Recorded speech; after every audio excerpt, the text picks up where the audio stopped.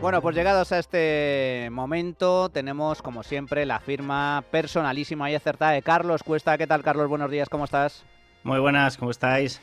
Bueno, creo que nos vas a comentar hoy tu opinión, tu valoración, tu análisis sobre ese comité federal a la búlgara, con esa renovación, entre comillas, de la ejecutiva del PSOE.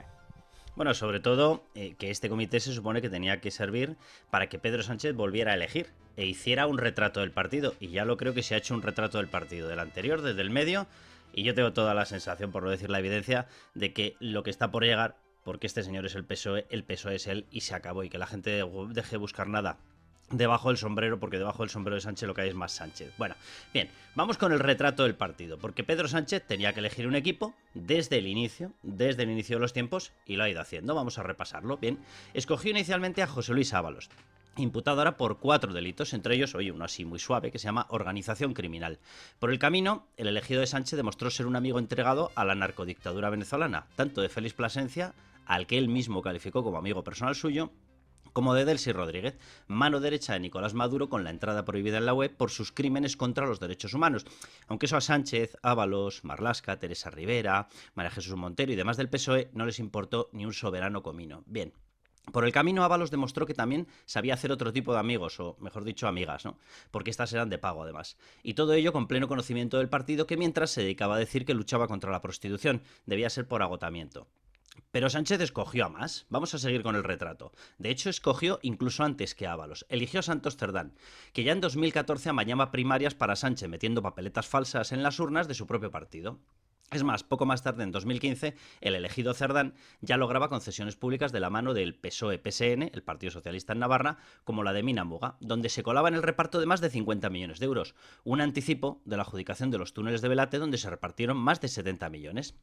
Pero Cerdán, el elegido, mostraba sus dotes, con un crowdfunding de al menos 128.000 euros en otras primarias de Sánchez que fue declarado irregular por el Senado, con un amaño más en las primarias del PSOE andaluz, o con una fundación como Bancal de Rosas para ayudar a Sánchez en las primarias de 2017.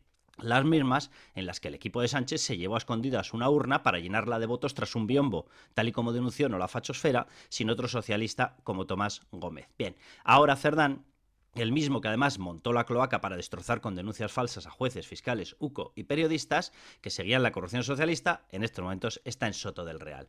¿Y Sánchez ha elegido a más personas de su plena confianza? Bien, cuando vio que estos dos primeros estaban pillados, decidió sustituirlos. ¿Por quién? Y ya saltamos al último comité.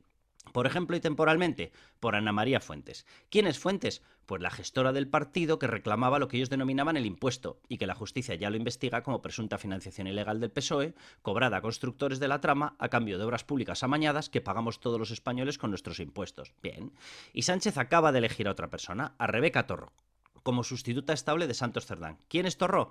Pues la misma que se encargó de dar o confirmar más de 7 millones de euros en obras públicas a Levantina, la principal empresa de la trama, la misma que decía que, para lo que pagaban, recibían pocas obras, porque se colaban otras constructoras que aportaban menos al partido. Bien, y también Sánchez ha elegido, por ejemplo, ¿a quién?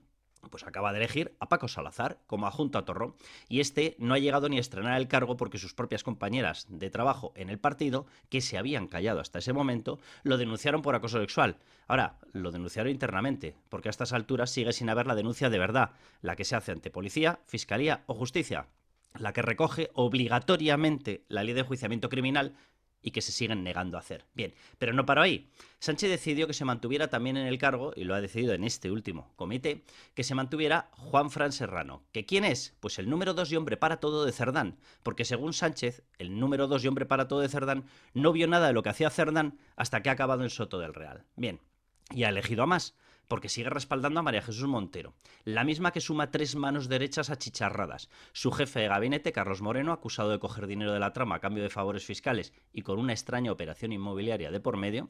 Su presidente del Tribunal Económico Administrativo Central, acusado de llevarse 100.000 euros de sus propios favores fiscales.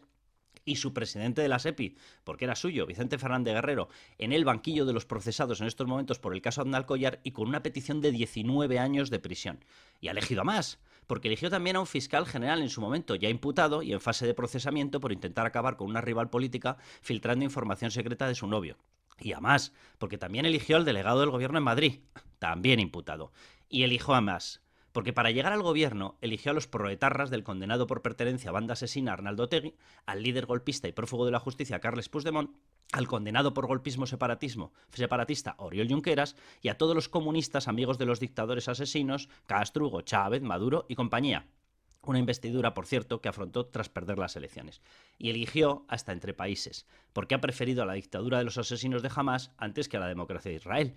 Y prefiero casi ni hablar de familia, por eso que se suele decir de que la familia no se elige, porque por esa parte le cae otro procesamiento del hermano y 4 imputaciones más de su mujer.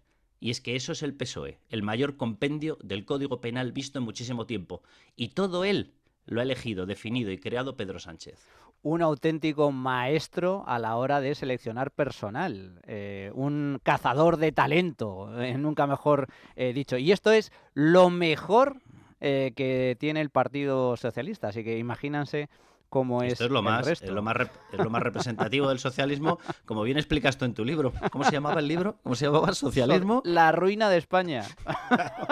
Es que, vamos a ver, mi abuela decía aquello de dime con quién andas y te diré quién eres. Vamos a ver, aquí podríamos hacerlo en esa dirección o al revés. Es que el que ha elegido a todo el partido ha sido él. O sea, todo lo que vemos de casos de robo de dinero, de financiación ilegal, lo que vemos de pactos con etarras, es que ya al final con tanto dinero, con tanta prostituta, se nos olvida una cosa muy básica. Pero ¿cómo podía salir bien o cómo podía tener respeto por la ley alguien que ha formado gobierno con etarras, golpistas, separatistas, comunistas, prófugos? Pero ¿cómo va a salir bien un gobierno así? ¿Cómo va a tener respeto por la ley? Es imposible. Totalmente imposible. Como siempre, Carlos, muchísimas gracias. Fuerte abrazo. Un abrazo enorme. Bueno, pues llegados a este punto, hacemos una pequeña pausa y regresamos con el tiempo de tertulia.